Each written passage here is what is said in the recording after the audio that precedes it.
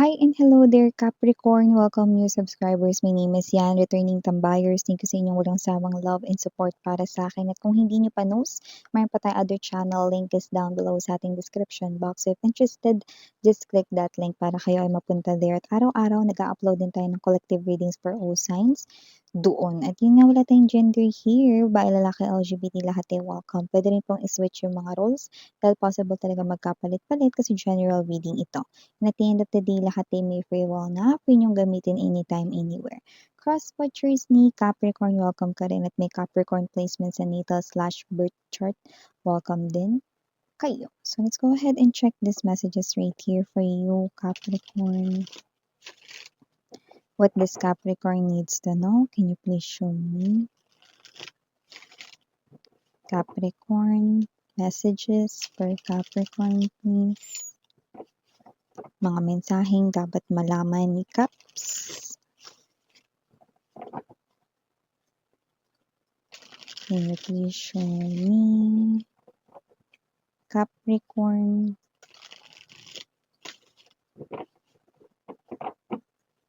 Okay, so let's go ahead and check these messages right here for you, Capricorn. So guys, you do have here the energy of King of Fire. Here then Queen of Air. We also have here the Ten of Earth. The Five of Water. Queen of Fire. Eight of Earth. Bottom of the deck, Page of Water or the Page of Cups. Ace of Fire or the Ace of Wands. And Justice. Number 8 could be special to you or significant. Just take how this resonates. Could be birth date, special number as well. Okay, or lucky number.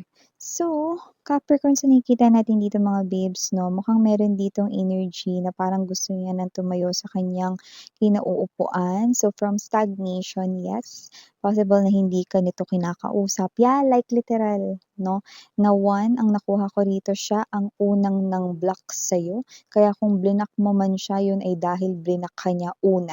Yan, no? So, yun ang pinaka na-pick up natin. Kaya kung sino man ito, nakita ko rito, natatanggalin niya na yun, i-unblock niya kayo rito, no? Or walang pag-unblock dito, pero nakita ko na makikipag-usap sa'yo.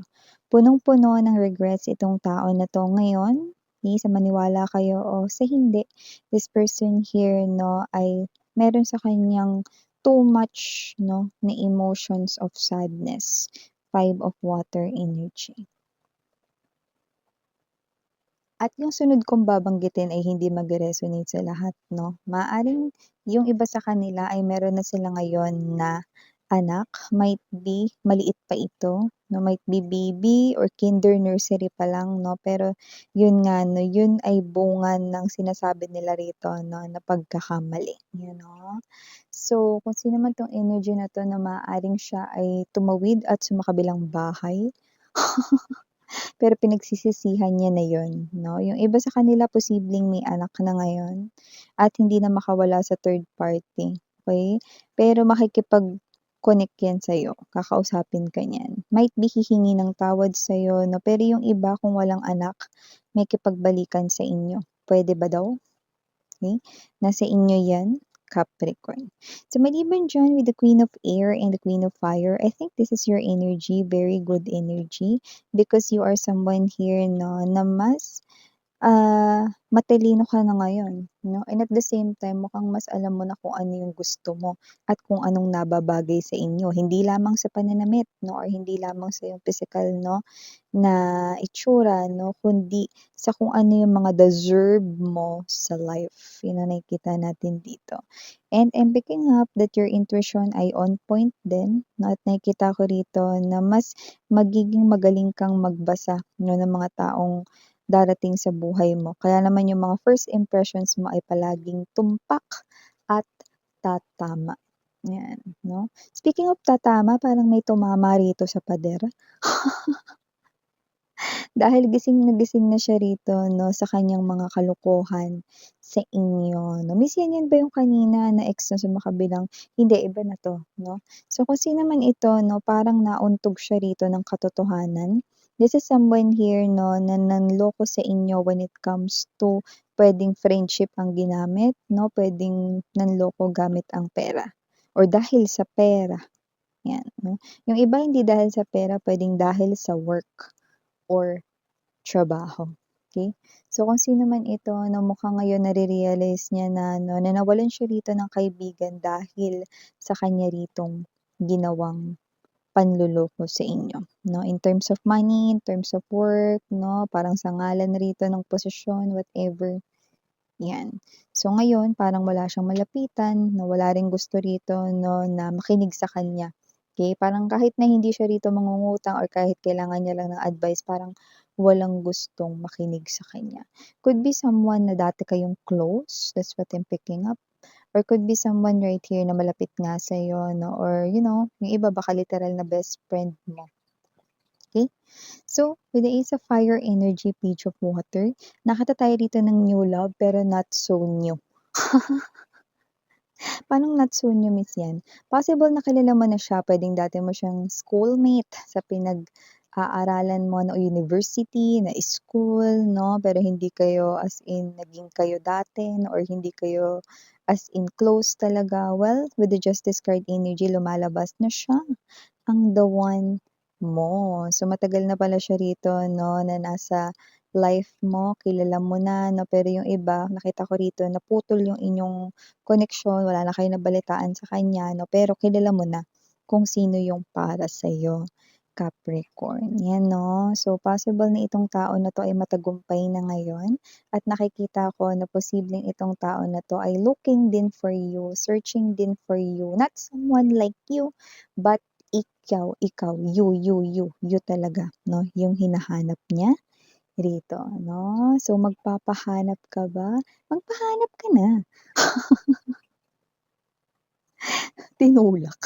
So, yeah, kasi siya rin naman rito yung makakatuluyan mo 'no. So, nakikita ko rito na kilala mo na yung taong para sa'yo, okey? And para naman dun sa may mga ka-in relationship diyan, may asawa, may boyfriend, may girlfriend, mukhang seswertehin kayo ng partner mo sa pera, kasi nakikita ko rito mukhang merong swerteng papasok sa tahanan ninyo 'no, kung saan posibleng dito hindi kayo maglabas ng pera 'no. Parang mayroon ditong energy na paano yun miss yan? Kunwari ganito, nanonood kayo ng TV, alam naman natin ang TV, eh, marami diyang mga advertisements 'no, sponsors, mga ganyan-ganyan na ng mga pinapanood nating mga palabas 'no. So, maaaring meron kayo diyang salihan 'no, kung saan wala naman kayong as in masyadong ganap. Like let's say 'no, load lang kailangan ninyo, eh, may load ka naman. Yung iba naman puwedeng hindi ka naman kailangan mag-load 'no, pero alam mo yung energy na hindi ka masyadong mag-e-effort, pero dun mo makukuha 'no, yung swerte. So parang yung nakukuha ko, kunwari mananalo kayo ng partner mo rito 'no, sa isang nakita ninyo 'no, na sinalihan ninyong advertisement 'no. Kunyari ihulog sa Dropbox ganito, ganyan 'no, tapos ganito yung mga ihuhulog 'no. So, meron naman kayo nun sa bahay ninyo. So, parang less effort pero nakita ko rito na posibleng diyan manggaling yung puhunan ninyong dalawa ng partner mo 'no. May swerteng papasok sa inyong tahanan at ang swerteng yun ay high chance pera, 'yan. So, maliban diyan Capricorn nakakuha rin tayo rito ng energy for you guys na yung iba ba rito parang meron kayong nilalaban 'no, na may kinalaman sa papers, cases, mga, um, kaso sa korte, 'yan. Mas nakakita tayo rito ng energy na nagsi-struggle kayo diyan 'no, with the past few months, yung iba years dito 'no, pero that is about to end. Because I'm seeing you right here na uusad na 'yan kung babagal-bagal 'yan 'no, at yung iba naman kung hindi 'yan may kinalaman sa court cases 'no, pero may kinalaman sa papers like visa, mga work contracts, 'yan 'no. So, nakakita rin tayo ng paggalaw diyan 'no. Alam mo kasi mga babes 'no, may mga energies kasi na yung mga papeles ang bagal, ang tumal 'di ba? Eh, so hindi ko alam kung normal na ba talaga 'yan, kung sino yung mga nag-aasikaso, so yung mga ginagawa ng mga tao. na in charge dun, 'di ba, patulog-tulog sa pansitan. Pero gayunpaman, nakita ko dito uusad na 'yan. For some reason, meron ako nakikita rito na pagbilis 'no, ng paggalaw rito ng inyong mga papers na inaasikaso. Kaya mga waiting na naghihintay na pagtrabaho sa ibang bansa, ito na 'yun mga babes 'no, umaandar na ang mga papers ninyo. 'Yan ang nakikita natin dito. Iba naman waiting for medical results or whatever 'no. Positive news na nakukuha natin diyan, makakaalis kayo. Ayan, see? So, masisiguro niyo na kayo ay healthy plus makakaalis din kayo dito 'no, para makapag-work 'no, sa ibang bansa. Ayan.